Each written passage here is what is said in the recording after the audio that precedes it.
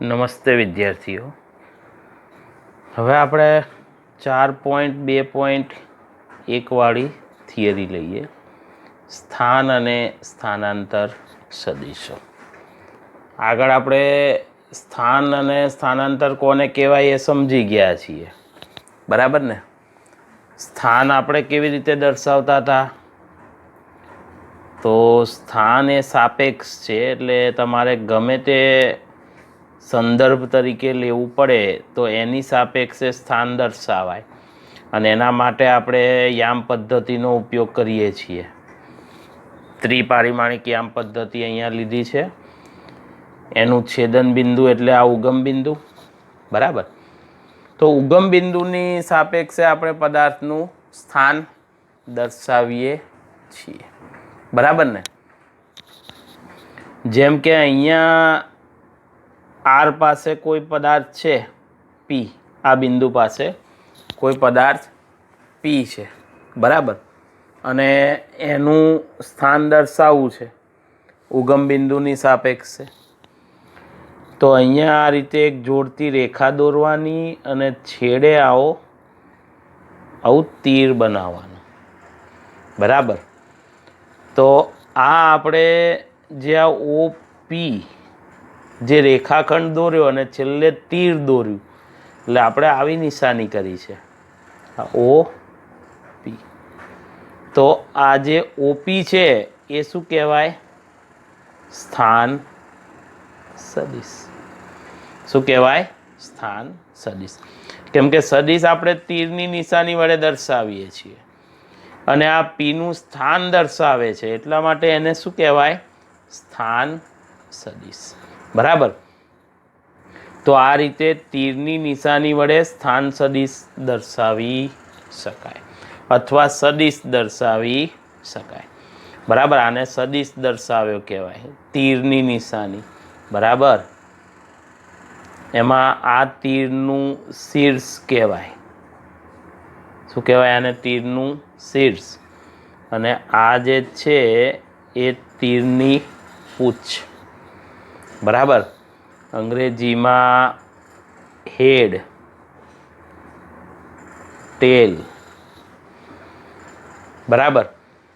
તો યાદ રાખવાનું કે સદિશ તમે દોરો એટલે સદિશનું શીર્ષ જે દિશામાં હોય એ સદિશ રાશિની દિશા કહેવાય. આ શું કહેવાય? સદિશ રાશિની દિશા, બરાબર? આ જે શીર્ષ છે એ દિશા દર્શાવે, અને આ જે લંબાઈ છે સદિશની લંબાઈ એ ભૌતિક રાશિનું મૂલ્ય દર્શાવે. સદિશની લંબાઈ એ ભૌતિક રાશિનું મૂલ્ય દર્શાવે, અને સદિશનું શીર્ષ એ ભૌતિક રાશિની દિશા દર્શાવે, બરાબર? ધારો કે આપણે એમ કહીએ કે ભાઈ વાય અક્ષની દિશામાં 5 ન્યૂટન બળ લાગે છે, તો જો આ વાય અક્ષની દિશા, તો આમ તીર દોરવાનો, આ એફ સદિશ બરાબર કેટલું બળ? 5 ન્યૂટન. કઈ દિશામાં? વાય દિશામાં, બરાબર? તો આ રીતે દર્શાવે. ને જો હું એમ કહું 5ના બદલે 2 ન્યૂટન જ બળ લાગે છે કે 3 ન્યૂટન, તો સદિશ નાનો દોરવાનો. આ જો આ 3 ન્યૂટન, આ 5 ન્યૂટન, એટલે લંબાઈ વધારે એમ મૂલ્ય વધારે. દિશા તો સરખી જ છે, આઈ પ્લસ વાય, આ પણ પ્લસ વાય, પણ આની લંબાઈ ઓછી છે, એનો અર્થ એમ કે આ બળ ઓછું છે, આ બળ વધારે છે. એટલે સદિશને તીરની નિશાની વડે દર્શાવાય. સદિશની લંબાઈ એ જે તે ભૌતિક રાશિનું મૂલ્ય છે. એવું નહીં કે બળ, વેગ એ આવે, વેગ વધારે તો તીરની લંબાઈ વધારે, વેગ ઓછો તો લંબાઈ ઓછી, બરાબર? તો સદિશને તીર વડે દર્શાવાય, અને તીર જે છે એની લંબાઈ એ ભૌતિક રાશિનું મૂલ્ય છે, અને એનું શીર્ષ જે દિશામાં હોય એ દિશામાં એ ભૌતિક રાશિ હોય, બરાબર? આ વાય દિશામાં છે, જો આ દિશામાં હું આ રીતે એફ સદિશ દોરું, બળનો સદિશ, તો સમજી લેવાનું કે ધન એક્સ દિશામાં બળ લાગે છે. લંબાઈ વધારું તો સમજવાનું બળ વધારે છે, લંબાઈ ઓછી તો બળ ઓછું હશે. સમજાયું? તો સદિશ આ રીતે તીર વડે દર્શાવાય. તો અહીંયા આપણે આ ઓથી પી તરફનો શું દોર્યો છે? સદિશ. પણ શું દર્શાવે છે? સ્થાન દર્શાવે છે. તો એટલા માટે એને શું કહેવાય? સ્થાન સદિશ. બરાબર. તો આ સ્થાન સદિશ છે. એને આપણે નામ આપીએ આર સદિશ. કયો સ્થાન સદિશ? આર સદિશ. યાદ રાખો, ચોપડીમાં ઘાટો આર કર્યો છે, પણ આપણે એવો ઘાટો કરવાનો નહીં. આપણે ઉપર તીરની નિશાની મૂકવાની. બરાબર. ચોપડીમાં ઓપી સદિશ ઘાટો કર્યો છે, પણ ઓપી સદિશ આપણે આ રીતે લખવાનું. તો અહીંયા શું થયું કે આ ઓપી સદિશ બરાબર આર સદિશ બરાબર શું છે? પીનું સ્થાન દર્શાવતો સદિશ. કોની સાપેક્ષે? તો સંદર્ભ બિંદુ એટલે ઉગમ બિંદુ ઓની સાપેક્ષે. આ આપણું ઉગમ બિંદુ છે. બરાબર. સમજાયું? તો આ સ્થાન સદિશ. એ જ રીતે ધારો કે થોડા સમય પછી કણ અહીંયા પી ડેશ ઉપર પહોંચે છે, તો ત્યારે પાછો સ્થાન સદિશ દોરો. તો આને આપણે નામ આપીએ આર ડેશ સદિશ. તો હવે કયો છે? ઓ પી ડેશ સદિશ બરાબર આર ડેશ સદિશ. અને એ કોણ છે? તો એ પી ડેશનો સ્થાન સદિશ. ટૂંકમાં સ્થાન દર્શાવતો હોય તેવા સદિશને સ્થાન સદિશ કહેવાય. ટૂંકમાં શું સમજવાનું? સ્થાન દર્શાવતો સદિશ એને શું કહેવાય? સ્થાન સદિશ. બરાબર. તો પછી એક સદિશ હું અહીંયાથી આમ લઉં, પી થી પી ડેશ. કયો સદિશ દોર્યો મેં? પી થી પી ડેશ. તો પી થી પી ડેશ શું દર્શાવે છે? કણ પી ઉપર હતો અને પી ડેશ ઉપર ગયો, એટલે આ બે સ્થાન વચ્ચેનું અંતર. બે સ્થાન વચ્ચેના અંતરને તો આગળ આપણે વ્યાખ્યાયિત કર્યું છે, એને તો સ્થાનાંતર સદિશ કહેવાય. આમ સ્થાનાંતર કહેવાય, પણ આપણે દોર્યો છે સદિશ, એટલે એને શું કહેવાય? સ્થાનાંતર સદિશ. અને ઇઝ ઇક્વલ ટુ પી પી ડેશને તમે લખવું હોય તો લખાય ડેલ્ટા આર સદિશ. બરાબર. તો આ રીતે સ્થાનાંતર સદિશ કહેવાય. અને એમાંય શીર્ષ જે દિશામાં હોય એ સ્થાનાંતર સદિશની દિશા, એટલે આ દિશામાં સ્થાનાંતર છે. જો શીર્ષ આ દિશામાં છે એટલે એ દિશામાં સ્થાનાંતર છે.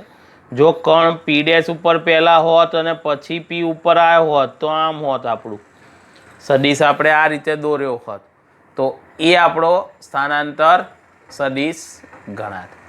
બરાબર. આમ સ્થાન સદિશોમાં થતો ફેરફાર એને શું કહેવાય? સ્થાનાંતર સદિશ. તો સ્થાન સદિશ અને સ્થાનાંતર સદિશ બંને આવી ગયું. બરાબર. અને આમાંય આપણે સ્થાનાંતર આગળ જેમ કીધું હતું ને કે સ્થાનાંતરનું મૂલ્ય પથ લંબાઈ જેટલું અથવા એના કરતાં ઓછું હોય એવું જ અહીંયા છે. અહીંયા પણ આ જે સ્થાનાંતર સદિશ છે તો એનું માન એટલે મૂલ્ય. બરાબર ને? તો સ્થાનાંતર સદિશનું માન એ પથ લંબાઈ જેટલું અથવા તેનાથી ઓછું હોય છે. સ્થાનાંતર સદિશનું માન કેટલું હોય? તો પથ લંબાઈ જેટલું હોય અથવા તેનાથી ઓછું હશે. એ તો આપણે આગળ સમજી ગયા હતા. બરાબર ને? કે સ્થાનાંતર હંમેશા પથ લંબાઈ જેટલું અથવા એનાથી ઓછું હોય છે. બરાબર. તો અહીંયા સ્થાન સદિશ આ આર સદિશ અને આર ડેશ સદિશ સ્થાન સદિશ છે અને આ બે સ્થાન વચ્ચેનું સ્થાનાંતર પી પી ડેશ એ પી પી ડેશ શું કહેવાય? સ્થાનાંતર સદિશ. બરાબર. તો સ્થાન સદિશ અને સ્થાનાંતર સદિશ આપણે સમજ્યા. નમસ્તે વિદ્યાર્થીઓ. હવે 4.2.2 વાળો આપણે થિયરી લઈએ.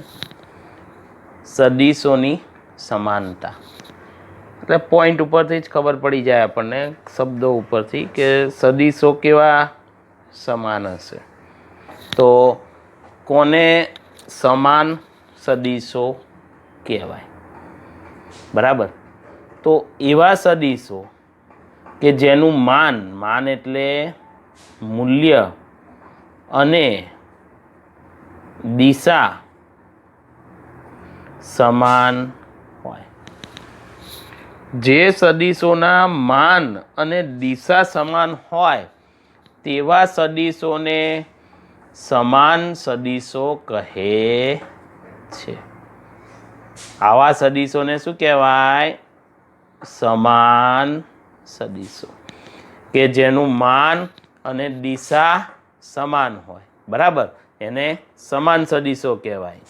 તો આ સમાન સદિશોની વ્યાખ્યા કહેવાય કે જે સદિશોના માન અને દિશા સમાન હોય તેવા સદિશોને સમાન સદિશો કહે છે. બરાબર. સમાન સદિશો છે કે નહીં એ કેવી રીતે ચેક કરવાનું? તો એ સરળતાથી ચેક કરી શકાય. કેવી રીતે? કે ધારો કે આ એક સદિશ છે, એ સદિશ. બરાબર. એને આપણે કહીએ, એનું પૂછ ઓ કહીએ અને એનું શીર્ષ પી કહીએ. એ જ રીતે ધારો કે આ બીજો સદિશ છે, ક્યુ એસ. બી સદિશ છે. એની પૂછ ક્યુ અને શીર્ષ એસ કહીએ. હવે આ બંને સમાન સદિશો છે કે નહીં એ ચેક કરવું હોય તો શું કરવાનું? તો કાં તો આ એ સદિશને ઊંચકીને આના ઉપર મૂકો, અથવા તો બી સદિશને ઊંચકીને એ સદિશ ઉપર મૂકો. બરાબર ને? આ સદિશ એને અહીંયા આના ઉપર મૂકો અથવા એ સદિશને બી સદિશ ઉપર. જો તમે બી સદિશને એ સદિશ ઉપર મૂકો અને ઓ અને ક્યુ તથા પી અને એસ જો બંને એકબીજા ઉપર સંપાત થાય, એકબીજા પર સંપાત થાય એટલે બંનેની પૂછ એકબીજા ઉપર સંપાત થાય અને બંનેના શીર્ષ, તો આ બંને કેવા છે? સમાન સદિશો છે તેમ કહેવાય. અને તો આ રીતે લખાય કે એ સદિશ ઇઝ ઇક્વલ ટુ બી સદિશ. ક્યારે? કે બંનેની પૂછ એકબીજા ઉપર સંપાત થાય અને બંનેના શીર્ષ.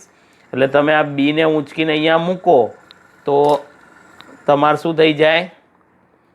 આ રીતે જો દેખાય નહીં, બે એકાકાર થઈ જાય. કેમ? કેમ કે બેયના શીર્ષ એકબીજા ઉપર, પૂછ એકબીજા ઉપર. તો એ અને બી કેવા છે? સમાન સદિશો. તો આવું લખાય, એ સદિશ ઇઝ ઇક્વલ ટુ બી સદિશ. બરાબર ને? પણ ધારો કે આ એ સદિશ છે, એને આપણે ઓ પી સદિશ વડે દર્શાવીએ, અને ધારો કે આ બી સદિશ છે, ક્યુ એસ. તો હવે બંનેને એકબીજા ઉપર સંપાત કરો તો એમાં ઓ અને ક્યુ તો એકબીજા ઉપર સંપાત થઈ જાય. બરાબર ને? જો આમ તમે આને ઊંચકીને અહીંયા લાવો એટલે જો આમ તો થઈ જ જાય. પણ પી અને એસ એકબીજા પર સંપાત થતા નથી. જો પી ને એસ અલગ અલગ રહે છે. અહીંયા તો બધે પી ને એસે એકબીજા ઉપર સંપાત થાય, અહીંયા અલગ અલગ છે. તો આનો અર્થ એ કે એ સદિશ ઇઝ નોટ ઇક્વલ ટુ, હા બેયના મૂલ્યો સરખા છે, બંને સદિશની લંબાઈ સરખી છે. તો આવું લખાય કે એ સદિશ માનાંકમાં ઇઝ ઇક્વલ ટુ બી સદિશ. બેની લંબાઈ એટલે મૂલ્યો સરખા છે. આપણે આગળ સમજ્યા ને કે કોઈ પણ સદિશ હોય એને માનાંકમાં એટલે એનું મૂલ્ય. તો બેયના મૂલ્યો સરખા છે, પણ એ સદિશ ઇઝ નોટ ઇક્વલ ટુ બી સદિશ. કેમ કે બેયની દિશા સરખી નથી. એટલે આ બંને શું કહેવાય? સમાન સદિશો નથી એવું કહેવાય. શું કહેવાય? આ બંને સમાન સદિશો નથી. અહીંયા આ ઉદાહરણ માટે જ્યારે અહીંયા બંને સમાન સદિશો છે, કેમ કે બંનેના પૂછ અને બંનેના શીર્ષ એકબીજા ઉપર સંપાત થઈ જાય છે, તો એ સદિશ ઇઝ ઇક્વલ ટુ બી સદિશ. જ્યારે અહીંયા પૂછ સંપાત થઈ પણ શીર્ષ સંપાત થતા નથી, પણ લંબાઈ સરખી છે, એનો અર્થ એ કે મૂલ્યો સરખા છે. એટલે આવું લખાય, માનાંકમાં એ સદિશ ઇઝ ઇક્વલ ટુ માનાંકમાં બી સદિશ. પણ એ સદિશ ઇઝ નોટ ઇક્વલ ટુ બી સદિશ, કેમ કે આ બંને સમાન સદિશો નથી. બરાબર? તો આ રીતે સદિશો સમાન છે કે નહીં એ ચકાસી શકાય. હવે 4.3 વાસ્તવિક સંખ્યા વડે સદિશોનો ગુણાકાર. એટલે આપણે સદિશને બીજી કોઈ વાસ્તવિક સંખ્યા સાથે એનો ગુણાકાર કરીને જોઈએ શું થાય છે. બરાબર? ધારો કે આ માટે આપણે આ એ સદિશ લીધો. કયો છે? એ સદિશ. ધારો કે એને આપણે 2 વડે ગુણીએ છીએ તો શું થાય? તો જે સંખ્યા વડે તમે એને ગુણો એટલા ગણી એની લંબાઈ થઈ જાય. ધારો કે 2 વડે ગુણો એટલે જો એની લંબાઈ ડબલ થઈ જાય. એટલે હવે આ શું થઈ ગયો? 2a સદિશ કહેવાય. શું કહેવાય એને? 2a સદિશ. એ જ રીતે ધારો કે તમે લેમડા વડે ગુણી કાઢો તો શું લખાય? લેમડા એ સદિશ. તો જે સદિશ મળે એ સદિશનું મૂલ્ય લેમડા ગણું થાય, પણ આ ગ્રેટર ધેન 0 માટે. બરાબર? તો આનો અર્થ એ થયો કે તમે જે વાસ્તવિક સંખ્યા સાથે એનો ગુણાકાર કરશો એટલા ગણું તેનું મૂલ્ય મળશે અને દિશા બદલાશે એની એ જ. પણ ક્યારે? જો ધન સંખ્યા હોય તો જ. જો ઋણ સંખ્યા વડે તમે ગુણો તો એની દિશા બદલાઈ જાય, વિરુદ્ધમાં થઈ જાય. બરાબર?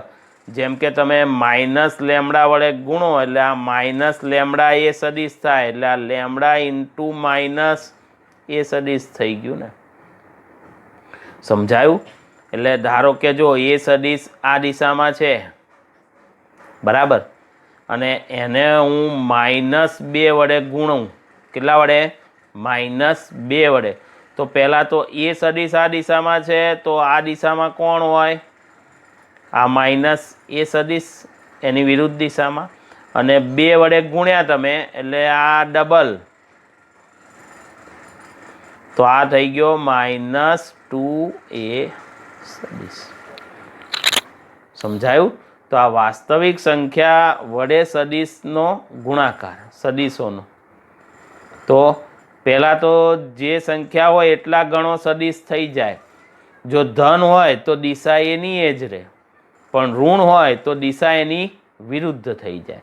અહીંયા +2 વડે ગુણ્યા તો એની એ જ દિશામાં 2 ગણી લંબાઈ, કેમ કે 2 વડે ગુણ્યા સદિશ એને. અને -2 વડે ગુણો તો દિશા વિરુદ્ધ થઈ જાય, લંબાઈ બમણી એટલી ને એટલી, પણ દિશા વિરુદ્ધ. બરાબર? તો આમ તમે લેમડા વડે ગુણો એટલે લેમડા ગણી લંબાઈ થાય અને જો ધન હોય તો દિશા એની એ રહે સદિશની, અને જો ઋણ હોય વાસ્તવિક સંખ્યા તો દિશા વિરુદ્ધ થઈ જાય. બરાબર ને? એટલે જો આ દિશામાં હોય, ધારો કે આ બી સદિશ છે આ દિશામાં, અને એને આપણે -1.5 વડે ગુણીએ, -1.5 વડે ગુણો એટલે શું થઈ જાય? -1.5 બી સદિશ. એટલે 1.5 ઇન્ટુ -બી સદિશ આવું હોય. હવે -બી સદિશ એટલે આની વિરુદ્ધ દિશા થઈ ગઈ એક તો આ દિશા, અને 1.5 ગણું પાછું, એટલે આ થઈ ગયો -1.5 બી સદિશ. સમજાયું? તો વાસ્તવિક સંખ્યા વડે તમે સદિશનો ગુણાકાર કરો એટલે શું થાય? તો જે સંખ્યા હોય એટલા ગણી એની લંબાઈ થઈ જાય, અને ધન હોય સંખ્યા તો દિશા ના બદલાય, પણ જો સંખ્યા ઋણ હોય તો દિશા વિરુદ્ધ થઈ જાય. બરાબર? સમજાશે? તો આ વાસ્તવિક સંખ્યા વડે સદિશોનો ગુણાકાર.